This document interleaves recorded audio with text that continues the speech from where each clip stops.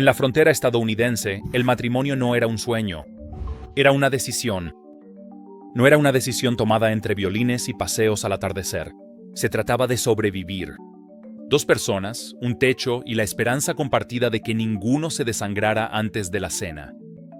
Desde la década de 1830 hasta los últimos suspiros del siglo XIX, casarse en el oeste tenía menos que ver con el romance y más con la logística. ¿Quién podía arar un campo? ¿Quién podía asistir a un parto? ¿Quién podía recargar un rifle medio dormido? Esa era la lista de requisitos. Aún así, la gente se casaba, rápido, a menudo y con quien estuviera disponible, un granjero solitario y una maestra de paso, un colono y una mujer a la que solo conocía por cartas, un comerciante de pieles y una mujer nativa cuya familia conocía la tierra mejor que cualquier mapa, un predicador itinerante y, bueno, cualquiera que tuviera pulso.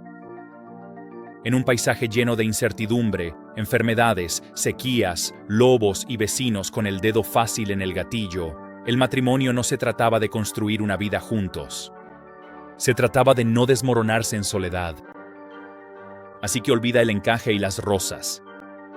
Aquí, el matrimonio venía acompañado de astillas, humo y el olor constante del ganado. Echemos un vistazo más de cerca a lo que realmente significaba decir sí, acepto, en un mundo donde, para siempre, podía ser simplemente sobrevivir a la próxima tormenta. Nada de cartas de amor, solo ganado. ¿Por qué el matrimonio era algo práctico? Si te imaginas el matrimonio en la frontera como una historia romántica de almas gemelas, poesía y cartas apasionadas intercambiadas a la luz de las velas, no lo hagas. Simplemente no lo hagas. Aquí el amor era un lujo. El ganado, en cambio, era innegociable. El matrimonio en la frontera casi siempre se trataba de utilidad. ¿Tu pareja podía sobrevivir a un invierno? ¿Podía despiezar un cerdo sin llorar? Podía batir mantequilla, reparar un techo y aún tener energía para lavar sus propios calcetines. Eso era el romance, al estilo de la pradera. Para los hombres, una esposa significaba apoyo. Alguien que ayudara a manejar la granja mientras él lidiaba con el ganado o negociaba por balas. Alguien que pudiera cuidar a un niño enfermo y destripar un ciervo en el mismo día. Para las mujeres, el matrimonio no era solo supervivencia. A veces era la única puerta que no estaba cerrada con clavos. Los trabajos eran escasos. Las opciones respetables eran aún más escasas. Podías enseñar, coser, lavar ropa ajena o casarte y esperar que el hombre no muriera en un extraño accidente con la trilladora de trigo. ¿Hijos? No eran solo pequeños bultos de alegría. Eran mano de obra. Los hijos significaban más manos en el campo. Las hijas significaban más ayuda en la cocina, el jardín o la improvisada aula escolar. Tener muchos hijos no era una señal de fertilidad. Era una estrategia económica a largo plazo con un alto riesgo de sufrimiento. Y claro, había parejas que se amaban, pero incluso el lazo más dulce tenía que compartir espacio con la sequía, la disentería y gallinas agresivas. Si surgían sentimientos, tenían que colarse entre acarrear agua y poner trampas para mapaches. La verdad es que la mayoría de la gente no se casaba por mariposas en el estómago. Se casaron porque necesitaban a alguien que no se inmutara cuando el granero se incendiara o el arroyo se secara. Alguien que podía levantar un granero y enterrar un cuerpo, a veces el mismo día.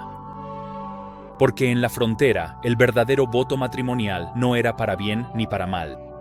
Era no morir y tampoco me dejes morir.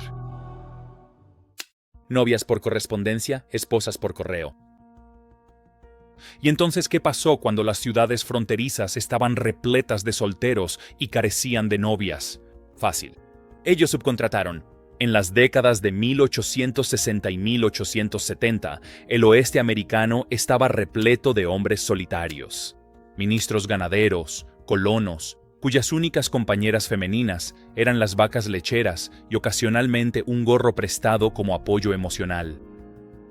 Ingresa el sistema de novias por correspondencia, una especie de aplicación de citas analógica con menos filtros y apuestas mucho más altas. Revistas como The Matrimonial News y The Prairie Farmer. Publicó anuncios clasificados para matrimonio. Los hombres escribieron descripciones esperanzadoras de sí mismos. Bueno con los animales. Posee 160 acres. Actualmente no es buscado por asesinato, y pedían que mujeres respetables respondieran. A veces, las mujeres lo hacían. A veces, se arrepentían de inmediato. Si la correspondencia funcionaba, podía seguir una propuesta de matrimonio, luego un boleto de tren, después una boda, todo sin haberse visto nunca. Una semana estabas escribiendo sobre tu relleno de pie favorito. 2 meses después, estabas parado en una tormenta de polvo en Nebraska, mirando a un hombre con 3 dientes y una cantidad sospechosa de palas.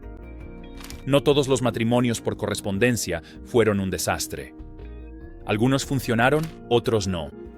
Algunos terminaron en una miseria silenciosa, otros en una supervivencia silenciosa. Para muchas mujeres, especialmente viudas, solteronas o aquellas sin futuro en el este, seguía siendo mejor que quedarse donde estaban. Casarse por correo era arriesgado, pero también era una oportunidad, un salto de fe, un viaje en tren hacia lo desconocido, donde tal vez, solo tal vez, el hombre que respondió tu carta no mentía sobre la granja. Spoiler, probablemente sí mentía. ¿Cómo se hacían las bodas? Si crees que las bodas en la frontera eran eventos elegantes con velos de encaje y música de órgano, claramente nunca has intentado organizar una ceremonia en una cabaña de una sola habitación rodeada de coyotes. Las bodas en el viejo oeste eran rápidas, prácticas y tan románticas como un poste de cerca. Rara vez había un ministro, a veces no había testigos y a menudo no había pastel. A menos que contaras los panqueques en forma de corazón. Las parejas se casaban donde podían. Cocinas, graneros, salones o bajo el árbol más cercano que no estuviera en llamas. Si había un predicador cerca, perfecto.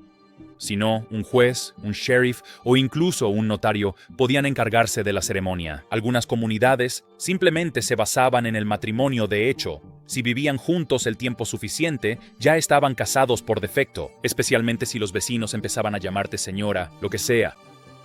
¿Vestidos? Las novias usaban lo que estuviera limpio. Puntos extras si no olía a humo o a jabón de lejía. Un vestido nuevo era un lujo. ¿Uno blanco? Prácticamente mítico. La mayoría solo usaba su mejor atuendo de los domingos, que a menudo también servía como ropa para el funeral. Y luego estaban las bodas a punta de escopeta, literalmente. Si ocurría un embarazo antes que un anillo, a veces el novio necesitaba un poco de motivación. Nada dice compromiso de por vida como un suegro con una Winchester y mala puntería. Aún así, incluso las bodas más sencillas tenían peso.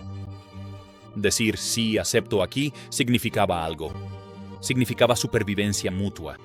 Significaba que estarían juntos durante sequías, tormentas de polvo y posiblemente algún vecino ocasional armado con un hacha. No había campanas, pero casi siempre había whisky. Y a veces eso era suficiente. ¿Quién tenía derecho a casarse? En la frontera, la ley era más una sugerencia que una estructura. Y eso incluía el asunto de decir sí, acepto. Cuando se trataba de quién podía casarse legalmente con quién, la respuesta solía ser quién estuviera disponible y lo que funcionara. Los ministros eran el estándar de oro, pero no siempre estaban presentes. Así que los colonos se las ingeniaban. Jueces, jueces de paz y alguaciles intervenían con frecuencia. En algunos territorios podías casarte con un secretario varón si parecía lo suficientemente serio y tenía buena letra. ¿Y si no había nadie oficial? Bueno, a veces un apretón de manos frente a testigos era suficiente. Muchas parejas empezaban a llamarse marido y mujer sin haber firmado nunca un documento ni haberse intercambiado anillos. Si los vecinos estaban de acuerdo en que estaban casados, eso solía ser suficiente, al menos hasta que entraba en juego la propiedad. Los estándares legales variaban enormemente de un pueblo a otro. Algunos condados exigían licencias. Otros ni siquiera sabían cómo se escribía licencia. En muchos lugares no se llevaba ningún registro central. El estado civil era, básicamente, lo que pudieras convencer al alguacil de que escribiera en la escritura. Luego estaban las zonas grises. Los matrimonios interculturales, especialmente entre hombres blancos y mujeres nativas americanas, eran comunes pero complicados. Algunos se arreglaban según las costumbres tribales, otros por necesidad práctica. Pero rara vez tenían reconocimiento legal fuera de la tribu. Mujeres blancas casándose con hombres nativos, mucho más raro y a menudo escandaloso. Lo mismo ocurría con las uniones de hecho. En ausencia de iglesias, tribunales o papeleo, muchas parejas simplemente funcionaban como casadas. Y eso estaba bien, hasta que alguien moría, se iba o intentaba reclamar tierras. Ahí es cuando las cosas se complicaban. Y si eras mujer, las cosas solían complicarse aún más. Así que, ¿quién tenía derecho a casarse con quién en la frontera? Técnicamente, muchas personas, pero en la práctica, a menudo dependía de quién estaba disponible, cuán convincentes sonaban y si a alguien más le importaba lo suficiente como para objetar. Lo que realmente hacía una esposa en la frontera todo el día. El matrimonio en la frontera no era una sociedad de cenas a la luz de las velas y sueños susurrados. Era una brutal división del trabajo donde la esposa se llevaba la mayoría de las horas y ninguno de los días libres. Desde fuera, una granja podía parecer tranquila. Una cabaña ordenada, un huerto, tal vez una vaca masticando pasto como si pagara alquiler. Pero detrás de esa puerta, caos. Caos interminable, ingrato y agotador. Una esposa en la frontera no se limitaba a mantener la casa. La dirigía como una general, con una cuchara de madera y una cojera. Su jornada comenzaba antes del amanecer y terminaba en algún momento después de que el bebé dejara de llorar y la estufa dejara de echar humo. Cocinaba, sin refrigeración ni ingredientes comprados en la tienda, ni estufas confiables. Hacía pan desde cero, hervía frijoles hasta que se rendían y conservaba suficiente comida para el invierno sin que el botulismo matara a los niños. Acarraba agua de un arroyo a un cuarto de milla de distancia. Calentaba el agua en una estufa de leña para lavar la ropa, lo que implicaba restregar, exprimir, enjuagar y colgar la ropa, mientras el viento intentaba volver a llenarla de polvo. Cosía, remendaba, zurcía, hilaba y cosía todo, desde camisas hasta cortinas, pasando por pañales improvisados hechos con sacos de harina. Y luego estaban los animales. Había que alimentar a las gallinas, ordeñar a las cabras y ahuyentar a los cerdos del porche. Si la vaca paría en medio de la noche durante una tormenta de nieve, ¿adivina quién salía con una linterna y una cuerda? Pista, no era su esposo. Él tenía gripe, o al menos eso decía. A eso súmale el parto, la crianza de los hijos, cuidar a familiares enfermos, enseñar a leer lo básico, limpiar la letrina, espantar coyotes, luchar contra langostas y de vez en cuando ayudar a construir el granero. No todo era sufrimiento. Había momentos de orgullo, de risa, de una extraña alegría de la pradera, pero en su mayoría era un trabajo incansable, sin descanso y sin un plan de respaldo. A la pradera no le importaba cuán cansada estuvieras, simplemente seguía necesitando cosas. Y aún así, la mayoría de las esposas de la frontera aguantaban, no porque fueran santas, sino porque nadie más iba a hervir el jabón de lejía, arreglar la chimenea o ayudar a la vecina a dar a luz gemelos durante una tormenta eléctrica. No se casaban para descansar. Se casaban para sobrevivir y luego trabajaban el doble para lograrlo. Las reglas no dichas de la intimidad. Seamos honestos, los matrimonios en la frontera no venían con un manual de instrucciones, y mucho menos sobre lo que ocurría después de que se ponía el sol y la puerta rechinaba al cerrarse, si es que siquiera tenías puerta. En la mayoría de los hogares, la intimidad simplemente se daba por sentada. Si estabas casado, era parte del trato. Nadie realmente preguntaba, nadie realmente hablaba de ello. La gente simplemente lo daba por hecho, como las tareas del hogar o el servicio dominical. A las esposas a menudo se les decía que era su deber. A los esposos se les decía que era su derecho. ¿Y el espacio entre esas dos ideas? Ahí es donde vivía mucha frustración silenciosa. La mayoría de las mujeres llegaban al matrimonio con muy poca información. sin clases de salud, sin conversaciones abiertas, tal vez una advertencia vaga de algún familiar mayor, si tenían suerte. ¿El resto? Lo aprendían sobre la marcha, normalmente en una cabaña con corrientes de aire, sin privacidad y con los niños durmiendo a 1 metro de distancia. No ayudaba que las casas fueran pequeñas y estuvieran llenas de gente. Si tenías suerte, había una cortina. Si no, te las arreglabas como podías. Hablar de sentimientos no era precisamente un pasatiempo en la frontera. La mayoría de las parejas simplemente caían en rutinas. Algunas respetuosas, otras no. Había esposos atentos y considerados. Por supuesto. Pero la cultura no siempre fomentaba la escucha o la comprensión mutua. Si una esposa dudaba o se resistía, podía escuchar que estaba cansada, de mal humor o que simplemente estaba siendo difícil. Pocas personas preguntaban cómo se sentía realmente. Aún menos pensaban que eso importaba. Y aún así, a pesar de todo eso, algunas parejas encontraron una verdadera cercanía, incluso amor. No siempre de la manera que desearíamos, pero sí en pequeños gestos, momentos silenciosos y luchas compartidas. Porque en la frontera, la intimidad emocional tenía que luchar por su espacio. Justo al lado de la leña, la harina y otras 40 cosas que requerían atención primero. La maternidad como estrategia de supervivencia en la frontera. En la frontera, la maternidad no era un estilo de vida, era una táctica de supervivencia. Y para muchas mujeres, en realidad no era una elección.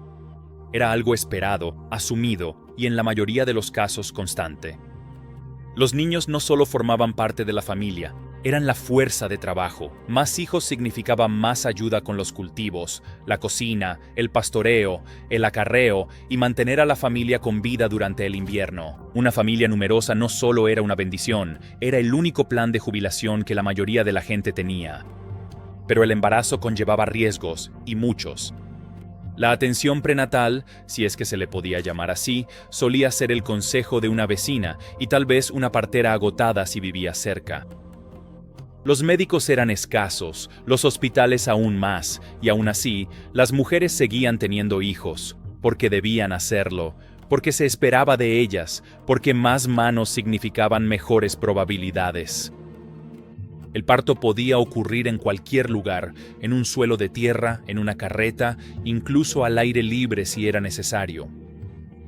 El alivio del dolor era lo que tuvieras a mano, un trago de whisky, un trapo para morder, tal vez alguien tomándote la mano y diciendo, ya casi.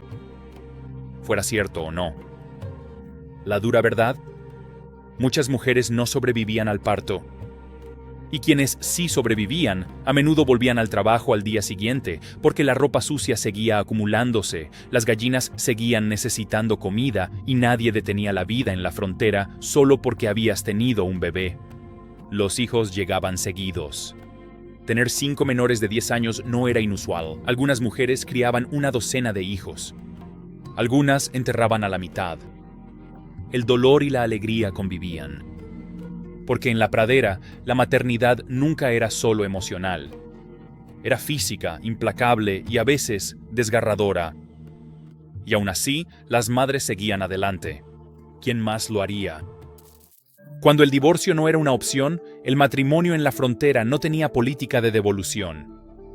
Una vez que decías, sí, acepto, salir de ahí no solo era difícil, era casi imposible. Las leyes de divorcio en el siglo XIX eran un mosaico confuso. Algunos estados lo permitían, otros no. En los territorios podía haber un solo juez cubriendo 1000 millas cuadradas y no era probable que viera con buenos ojos las diferencias irreconciliables. ¿Adulterio? Tal vez. ¿Abuso? Difícil de probar. ¿Abandono? Ese era el resquicio legal. Si tu cónyuge se iba un día y nunca regresaba, tal vez eventualmente quedarías libre. Pero podía tomar años, incluso décadas. Y mientras tanto, estabas atrapada. Abundan las historias de maridos que iban a revisar las cercas.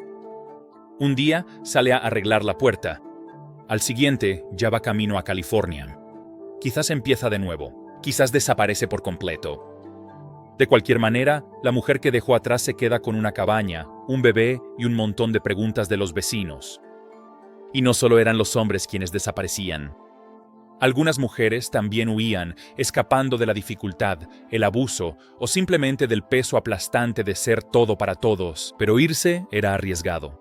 Sin dinero, transporte ni derechos legales, la mayoría de las mujeres simplemente no tenía esa opción. Incluso en los casos en que se concedía el divorcio, las probabilidades no eran buenas.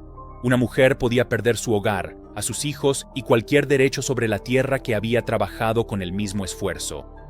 La ley favorecía a los maridos, siempre. Así que la mayoría de las parejas permanecían juntas por necesidad, miedo, obligación o simplemente por puro agotamiento. El matrimonio no se trataba de la felicidad, se trataba de resistir. Y si eso suena desolador, bueno, a menudo lo era. Cuando el matrimonio terminaba, demasiado pronto, en la frontera la muerte nunca estaba lejos. Y cuando llegaba, no le importaba si estabas preparado o recién casado. Las esposas perdieron a sus maridos por casi todo. Accidentes de carros, árboles caídos, estampidas, cólera, mordeduras de serpientes, peleas de bar y sí, incluso algún que otro piano. Cayó durante el transporte. Si pudiera caerse, morder, explotar o pudrirse, usted podría morir a causa de ello, y los maridos también perderían a sus esposas. El parto era peligroso. Las infecciones se propagan rápidamente. El agotamiento no era poético. Fue fatal. Muchos matrimonios duraron solo unos pocos años antes de que alguien falleciera. Para las viudas, la supervivencia no era solo emocional, era económica. Sin un esposo, una mujer podía perder su derecho legal a la tierra, el ganado o la cabaña que había ayudado a construir. Algunas se volvían a casar rápidamente, no por amor, sino porque se acercaba el invierno y el techo del granero ya estaba medio destruido. Otras resistían, criando a sus hijos solas, administrando granjas, dirigiendo casas de huéspedes, haciendo lo que fuera necesario. Algunas desafiaron por completo las expectativas, negándose a volver a casarse, administrando sus propias tierras, incluso haciéndose cargo de negocios. El oeste quizá no daba la bienvenida a las mujeres independientes, pero tampoco podía detenerlas. La viudez era común. También lo era el volver a casarse. Algunas familias se parecían más a colchas de retazos que a árboles genealógicos. Niños de 2, 3 o 4 uniones diferentes bajo un mismo techo. No porque la gente fuera imprudente, sino porque la muerte era constante y la vida tenía que continuar de todos modos. Así que, cuando una mujer enterraba a su esposo, no solo perdía a un compañero, perdía protección, ingresos, estatus legal y a veces a la única persona que sabía cómo arreglar la estufa, y aún así se levantaban al día siguiente. Porque alguien tenía que ordeñar la vaca. ¿Cómo algunas mujeres se defendieron? La mayoría de las mujeres de la frontera seguían las reglas. Algunas las reescribieron. Unas pocas las tiraron, les prendieron fuego y desafiaron a cualquiera a detenerlas. Cuando la ley les fallaba, cuando las iglesias les daban la espalda y cuando las comunidades les decían que se callaran y se quedaran quietas, algunas mujeres dijeron que no, en voz alta, o con una escopeta cargada. Hubo mujeres que escaparon en medio de la noche, caminando kilómetros con nada más que un niño en una cadera y una sartén en la otra. Hubo otras que se quedaron y lucharon, presentando demandas legales, exigiendo herencias, demandando a exmaridos o reclamando propiedades a su nombre. Y luego estaban las mujeres que se hartaron. Una esposa de Kansas le disparó a su esposo abusivo en 1884. Fue caminando hasta la oficina del sheriff y, según se informa, dijo que él se lo merecía. El jurado estuvo de acuerdo. Absuelta en menos de una hora, estas historias no eran comunes, pero tampoco eran raras, porque cuando la frontera presionaba demasiado, algunas mujeres respondían con coraje, con ingenio o, si era absolutamente necesario, con una pala. Incluso los pequeños actos de rebeldía importaban. Esconder dinero, firmar contratos en secreto, enseñar a leer a las hijas, negarse a volver a casarse. No eran gestos dramáticos, pero en un mundo construido para mantenerlas dependientes, cada acto silencioso de desafío era una victoria. El viejo oeste puede ser recordado por sus pistoleros y forajidos, pero sus sobrevivientes más feroces no llevaban espuelas. Llevaban delantales, botas y una mirada que decía: «Atrévete a probarme». Los matrimonios de la frontera no solo formaron familias, también ayudaron a moldear la identidad estadounidense. La idea de la pareja pionera se convirtió en una leyenda propia. Resistentes, ingeniosos y unidos por la supervivencia, no por el sentimiento.